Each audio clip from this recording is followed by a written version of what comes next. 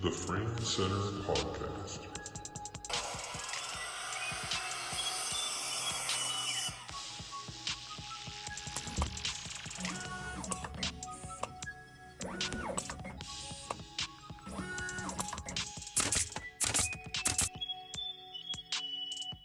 All right, this week we have something pretty interesting. We did a live interview with Jody Regan at her show in Hingham. I thought this was something that we had discussed on the podcast, possibly doing, getting the stories behind the artwork. I thought it was really interesting. I hope you think the same. We are hoping to do some more interviews like this in the future. Let us know what you think. Yeah, there's flag and there's flags. Yep. Interesting. I'm trying to see if there's a flag on the swan boat. Swan boat's in the public garden. I'm surprised that one hasn't gone yet. Everyone loves the public garden. I love the public garden. It's just fun to sit in Boston and draw things. Yep. Yeah. No, I particularly like the buildings. Like the line drawings on the buildings, I think is really interesting. I like the windows. I just like I really like that one. And there's another one too. That one, and there's one down there. And like I think I don't know, maybe it's like the city scenes or something like I that. love drawn the to. city. So through this whole 5 years doing this, what Mhm. I've discovered is I love being in the city, drawing all the busyness. And when you have something like this, you can edit how many where am I going with windows? Mhm. You can be as detailed as you want. Yep. So anytime you draw, you might have, or paint, you might have a sense of what's the density that I'm after. So I'm moving along, and then at some point I decide that's where I like it. That's where I'm comfortable with it. Same with people in the city. What is now? We have the people board, and then this board is the Marine board, Marine marine board. and water-ish board, and there's a miscellaneous board at the So these are just scenes that have to do with water. Yeah. So a place I love to be, I don't know how many things I have in here from it, but if you sit in Situate Harbor, like in the Yep. back of Lucky Finn, the coffee shop, they have, little bench in the back, Yep. and you can sit out there. I don't remember. I don't know if I drew these from there or from the other side because they're facing out and you wouldn't see them. So I even have some more drawings I've done completely into the rigging. So fascinating, like the industry of it. And then these are both actually these three are up on Monhegan. That's Monhegan. Yeah. Flag.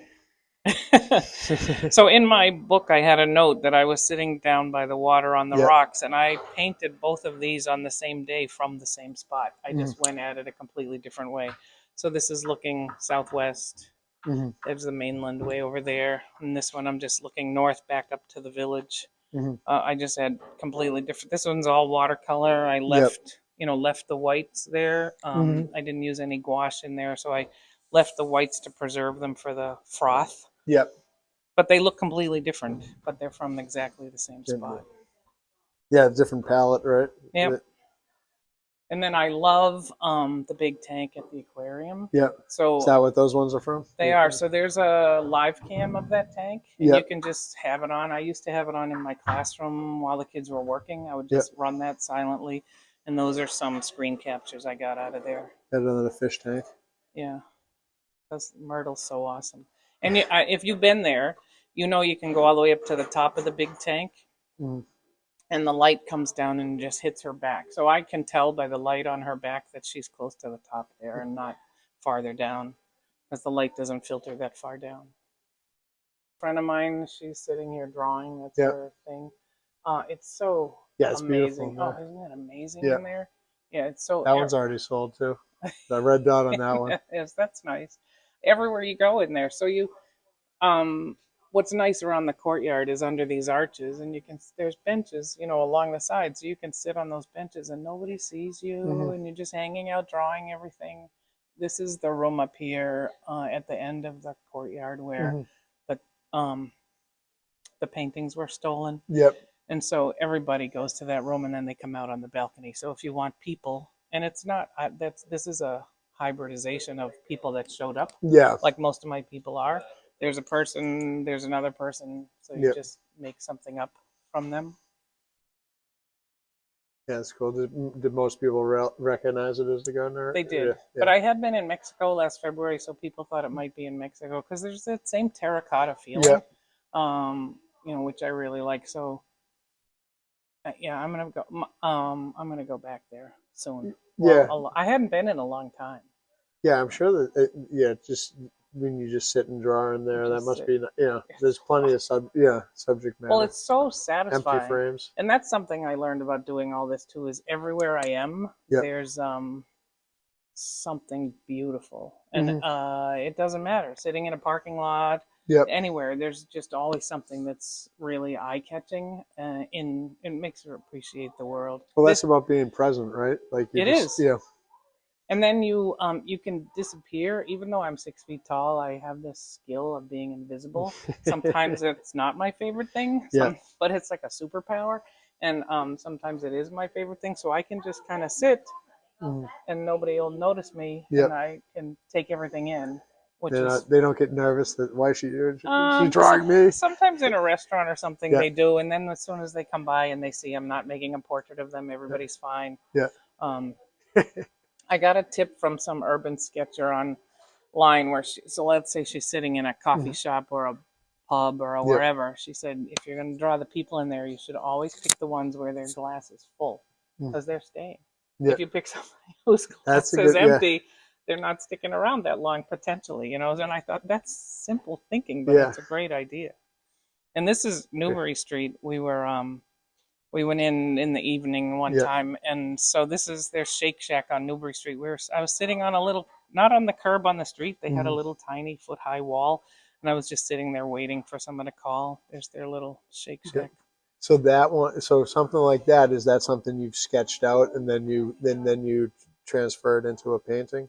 No, I drew it there, so there's ink under there, and then when I got home, I draw with the pen over the top of the gouache. And I didn't use a photo. I don't use a photo to paint these, depending on how thick the gouache is. So there's drawing may or may just not because take some as of well. And so I when you draw draw with a underneath fine that, point is that Sharpie, like which a sketch, or is that strong of a? It's as strong as that. It's just you're going I also have like a little bit further because I love how the pen shows through on a lot of them. Yeah, and I just so the gouache will go right over. Right over. So with the gouache, like, can that be like obviously watercolor is like thinner. Can the gouache be watered down and that's how you apply it, or is that is it always like the consistency of it like always heavier? It's not always heavier. In fact, a lot of people paint with it very thin in layers. Because when I think of gouache, I think of like watercolors. This feels like almost like more like acrylic. Well, it's kind of my thing. Like because I was an oil painter and I still am an oil painter. I pick it out a little bit thicker. So some of this is quite thick. Yeah. You don't want to get it too thick. I did that one time and it cracked. Yeah. 6 months down the road. But this is water-based gouache. So if I layer, like I layered here, or I've done a little bit of in there, so you water it down and you make a layer, that will reactivate what's under. So you just have to be careful with that. There's also acrylic-based gouache, which I haven't used. Yep. So you can layer it really carefully, and you think about transparency, and it's going to mix with what's underneath. I'm just starting to use it, and I'm loving it. I mean, I love it. This is all gouache. Yeah. Just some flowers in the side of my yard. Yep. More red dots. Oh, that's nice. We get a total of those. It's pleasant. Yeah. That looks super familiar, and I feel like it's the sign that I'm. So, have I seen that one? Yeah, this is I think it's called the Village Florist. It's in Hingham Square. Hingham Square, okay. So there's the coffee shop. The awnings. And then there's those steps just below the Historical Society. This is, I would say that must be North Street there. Okay. Or South Street. I don't know. The one-way piece goes right there. All right, and what board do we got here? We got this. I don't know. Should you guess? I'm gonna guess. This looks like a lot of it looks like bars. No, but there's people up top. Churches. Churches. So Oh, you The fish market I like. That's the one we just repaired. Where's that fish market? That's actually down in Sarasota. So we were down there visiting some friends. I love that Yeah. painting. I love it. Just the place. I love him. Yeah, no, I think you're drawn to him when you look at that one. Yeah, he's so interesting, and he's thinking. I like his posture. Mm-hmm. So this is a board of interiors. Yeah, interiors. Although okay. this one isn't exactly an interior, but there's The interior of the heart of the city, right? So so these are, here's North River, the art festival. Yeah, I like that one a lot. That's another one I'm super drawn to. So you gallery sit over there for a few hours. So I was gallery sitting, and it was fun to draw. Is that from the festival? Yeah. Yeah, that one's great. I love in the red wall, like just being so familiar with that space. Yeah. And what do you remember? Like, how accurate was that to the layout of the? Exactly. I think I'm gonna have to buy that one because, like, Cool. I'm assuming that I staged that. I'm sure you did. So this is exactly accurate to what was there. I mean, people can't tell what their painting was, and So I remember I put up another one inside North River one time, and what's her name? Gleason, whatever her first name is. I'm sure she gets stuff framed with you. Marcia Gleason. Yeah. I love her paintings, and she does a lot of oil self-portraits. Anyway, she saw it on my Instagram. She said, "There's my painting," and her painting was she could tell, which was great. Yeah, no, that one's super cool. I mean, just the significance of going down there and hanging in that show for like the last. I know you do such a good job, and this is like a perspective challenge. But but it's interesting.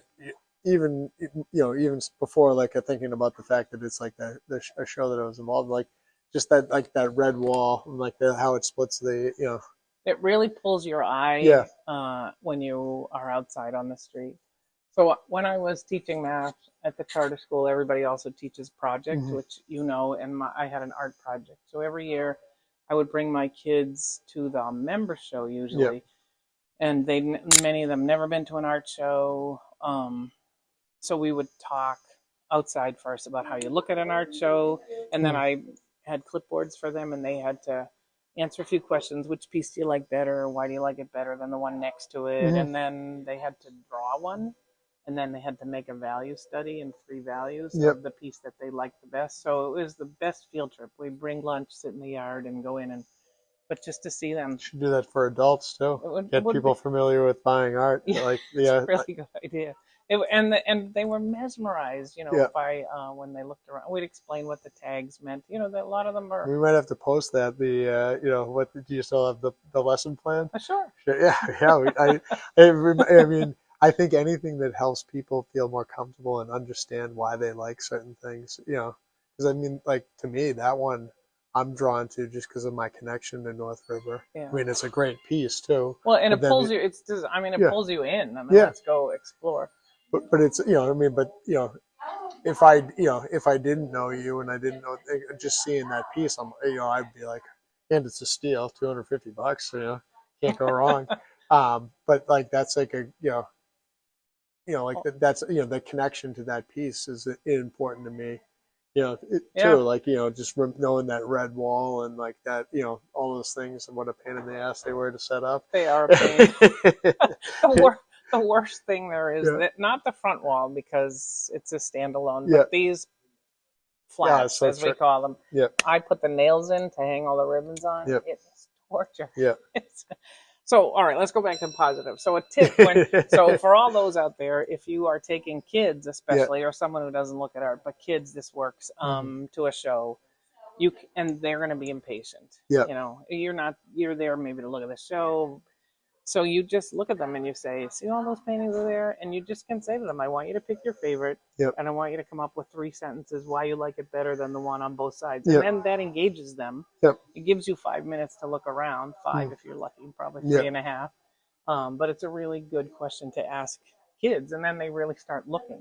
Yeah, well, it forces you to think about it too, and right? they get to say things more than I like it because it had a dog. They have to say more things, which is interesting. This is the pizza place down the street here. Okay. Yep. Yep. Yeah. And is that the bake? bakery in or That's 5 South Main in Cohasset. Okay. So that, I don't know if you've been in that cute little restaurant. It's awesome. They have great food. We use them a lot. I know the family from school. Yep. But during COVID, we ordered takeout from them frequently to help them Yep. out. And what restaurant is that one? I don't know. This is somewhere near. This Pre-game? was like before a Bruins game. Yeah. There's some pub nearby, and I like how I did this tonally. Yep. But again, I love the design of this piece for some reason. Yep. Leaving all this negative space where the chairs are. Yep. So I don't know the name of it. We were in the back corner before we went to a Bruins game Yep. a little while back. And then I love the theater district. I have a subscription to Broadway in Boston with my daughter. Yep. And so we're down there all the time. Every time you go, it's so exciting. And we Yep. go at night. It's inviting. Yeah, no, that one feels like, it feels like you can feel the excitement in that piece. Like you can feel like getting ready to go into a show. Yeah, when she got out of college, I said to her, hey, why don't we do this? I'll subscribe. You can pay your half of the subscription, or you can take me to dinner every time we have the theater. What's the subscription cost? It depends on where your seats are. Yeah. So it's just like season tickets, basically. Yeah, it is. And you go to 6 or 8 a year, and Yep. sometimes, and you don't have to go to all of them. I think there's a minimum number you can go to, but we go to everything. Yep. We've seen amazing things that they've done. We're going to see Hamilton in January. Yep. It's coming to Boston. So she opted to bring me to dinner every time, which is super nice. Yeah. It's a nice thing to do. Yeah, it's very nice. That one's sold too. I told you my family came in on the weekend and took some home. Well, not home. Yeah, that's another thing about this show. It goes till January 5th. So people buying presents would have to take a picture of it and put it in a beautiful box. Well, yeah, if they need help, we can help them with the presentation. I'm trying to come up with something for that at the store. So people with last minute gifts and for online things, or for some, because we have like software that kind of like enables you to like visualize how something's going to look when it's done. So just trying to like put a plus I have images of everything. So if that's something that you come up with, I can provide the images for that. So we got almost some more nautical. Yeah, so these are both off of the back of Lucky Finn. Yep. Right. And it's not just bars, coffees too. Actually, you start with the coffees in the morning. No, I'm just so those books that I have, those oblong books, do look like I'm in bars all the time, which I truthfully am not. Except that anytime you're out to eat, why not draw? And I think I tend to eat at pubs more than other places. Yeah. Actually, this is not at Lucky Finn. This is over by the gazebo. Yeah. And this is off Lucky Finn. That feels like I don't know if I've seen that boat or whatnot when I've been down there, but yeah, that one has that. It makes me think of Situate Harbor for sure. And when you walk by there in the evening, it's so nice because often there's another boat that's adjacent to this one usually, but it was out. But in the evening, a lot of times the lights are on inside the boat, whether they're cleaning up or I don't know what they're doing. It's very alluring. All right, then we got a floral board. We do have a floral board. Well, let me just talk about this one briefly. Oh, sure, yeah. So this is on Monhegan. Monhegan has a little island called Manana that's uninhabited. I'll just leave it at uninhabited. And it provides a sheltered harbor, even though Monhegan Island in Maine is 10 miles out in the ocean. Because this is here, there's a sheltered harbor where there's a village. And my friends that go there with me know that I have a crush on Manana. I mean, I'm writing a book with all these. So I've painted it now through seagulls. I've painted it through windows, over the tops of things, like so in the daytime on Monhegan, the sun comes up in the east, which is out there facing England, comes over Monhegan and it lights this up. And then as the sun goes towards the west in the day, this becomes like an hourglass and shadows start appearing and they get bigger and stronger, and the light spaces get littler till they disappear. It's like it's a beautiful. I can't take my eyes off it. I look at it all day long. Is there a lot of seagulls up there? There are tons of seagulls. Seagulls, yeah. I've never been to Monhegan. I gotta get up there. It's a pretty cool place. So this was a Girls Just Want to Paint that I did. The theme was descent, and I just had this image of this, squawking gull. Yep. And there he is. So he's the descending voice. Yeah, he's just not with the crowd. I like what you did here too, with like the outline of it. That's it has I just feel like that's like a really like, sometimes when framing things, like just like seeing that, like, that rough edge of paper, or like that, imperfect, aspect of it is kind of nice. There's a lot that, thanks. There was a lot of, I loved how I designed these gulls, sort Yep. of bring your eye through, Yeah. and to see enough of Manana through there. It's fun to take a lot of pictures of gulls and just all their shapes. There's a lot of people who paint gulls. I mean, Jamie Wyeth has Yep. had an amazing show all about gulls. Mm-hmm. And Andrew Winter was a Monhegan painter who has a lot of really cool gull paintings. Allison Hill lives there now. She paints gulls beautifully. Was Wyeth in Monhegan? Yeah, the Wyeths. Is that? So Jamie Wyeth's the surviving Wyeth, right? Yep. Of the three, NC Wyeth, Andrew Wyeth, and Jamie. Yep. He owns a house on Monhegan, on the very southern tip of Monhegan. Yep. That the artist, okay, what's his name? The whales, and I'll think of his name in a minute. Mm. Anyway, so he bought it from this artist whose name will come to me in a minute. So he's not there that often because the Wyeths have their own island. Actually, they just sold their island to maybe Bowdoin College's marine program or something. Mm-hmm. They had Allen Island that was about 5 or 6 miles north. But he is on the island. I've seen him walking around. He has a house, and hangs out and paints. And there's a lot of artists up there. A lot of people like pilgrimage type of. There are. Or is that my imagination? I No, just feel like it's true. everybody I know that's an art, talks about it. I've never heard anyone talk about Monhegan that's not an artist. So. Well, other people go there who aren't artists, but they allow people. You're allowed to come if you're not an artist. Yes, you can come if you're just a regular human being. So, but it's really nice on this tiny island, which is only 1.5 miles north to south and a half mile east to west. You can sit and paint, and Winslow Homer was sitting right where you are. Yeah, that's something. I mean, George Bellows was there. I mean, the people who painted there. You pick up on you feel that energy. You can feel it, and the light surrounds it, and it's also I could go on and on, but that'll be it for another day. But But it has like that Provincetown type of effect where the lighting is just different than it does, other places. Because it's surrounded by water. So only about 40 people live there year round. Although there is a school, there's a post office, there's a little store. There's in the summer there's a few more things, but in the summer, so you're looking west at the mainland, which is there. That's how big it is. And so weather comes. You can see that it's raining 10 miles away, and you see it's coming, and it comes fast sometimes. But Monhegan is a heat spot, right? Yep. And so a lot of times the weather just comes and then folds up or splits. It's unbelievable. Yeah, it's unbelievable. It's amazing. I'll have to get there. How often do you go up there? We're there the last 2 weeks of July every year. Every year. So if you go up the last 2 weeks of July, we have an open table. We have the best view on the island in the house we rent. You just have to hike the hill to get there. I'll have whenever you and Jen start planning another trip, I'll have to keep those dates in mind. 20 years we've been going. Yeah, you just come for a few days and then you carry on. Yep. Please stay tuned for part 2 coming in 2023.